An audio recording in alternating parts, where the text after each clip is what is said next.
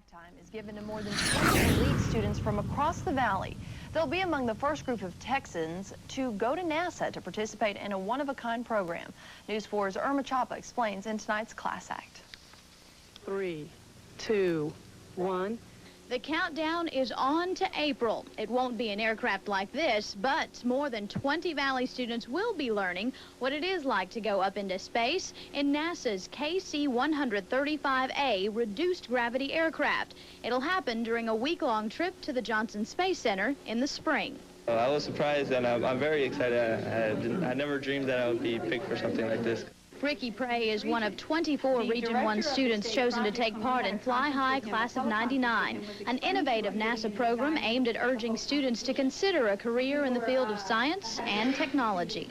The students really, they should be complimented. They are being rewarded with a once-in-a-lifetime experience because of their hard work and excellence in academic achievement. And I think that that is great, and the students need to be recognized for that hard work. Earlier this week, students representing Edinburgh, Hidalgo, Los Fresnos, Far San Juan Alamo, San Benito, San Pedrita, Santa Rosa, and South Texas high schools were brought together and informed that they were selected to go on the trip to Houston. Each student wrote an essay on why they would like to take part in the program and what kind of experiment they'd conduct. Okay, it's a very long explanation. I wrote about an experiment about gravity, and if I go into it any further, it'll take about 20 minutes to explain. From close to 50 students, these 24 make up both the flight and ground crews. A judge who read the students' work says the enthusiasm and knowledge on the subject matter did surprise him.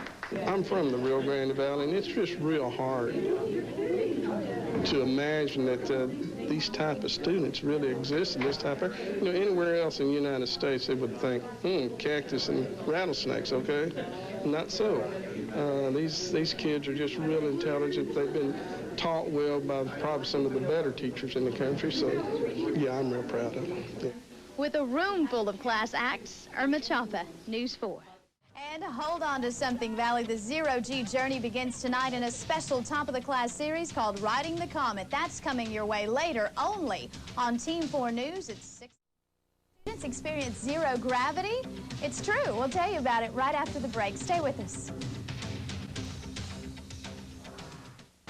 NASA have teamed up to urge high school students to consider a professional career in the fields of science and technology. It's all part of a program called Texas Fly High '99. Education reporter Irma Chapa is in the newsroom with more. Well, Martha, 23 Valley students won an essay contest, and that enabled them to do something that many of us only dream about. See for yourself in a special top of the class from the Johnson Space Center in Houston. Here's Riding the Comet. The first day for the crew begins before the crack of dawn, and this was our first indication we were at the right place. Stop number 1, split our group. Many ready to begin the mission. It might increase my interest in the space program or something. Maybe one day I'll be an astronaut, maybe. In order for that to happen, you must undergo 6 hours of physiological training. Anybody been hypoxic before? Don't answer that question. Don't answer, I don't want to know, because there's lots of ways to get hypoxic. From hypoxia, or the reduction of oxygen in the blood, to decompression sickness and spatial disorientation, we were prepped for the worst. You're going to be flying on the zero-gravity bird, and they don't call it the Vomit Comet for nothing. San Pedrita Senior Jessica Thompson took part in the lecture. You don't look like you feel too good. How you doing? Well, actually, I'm okay. You're okay now? I was just really dizzy. Really? While Jessica and the rest of us sweat out day one, her brother, John Thompson, part of the ground crew, impressed NASA officials. In space, you don't have up and down, left and right. All directions are kind of crazy. After a few modifications, this and another project, which tests how liquid travels in microgravity, were placed in the aircraft. It was kind of frustrating at first. We started out from scratch. We started out with a piece of, board, and, at the end, it came out all worth it. Exhale, exhale, exhale. Inhale.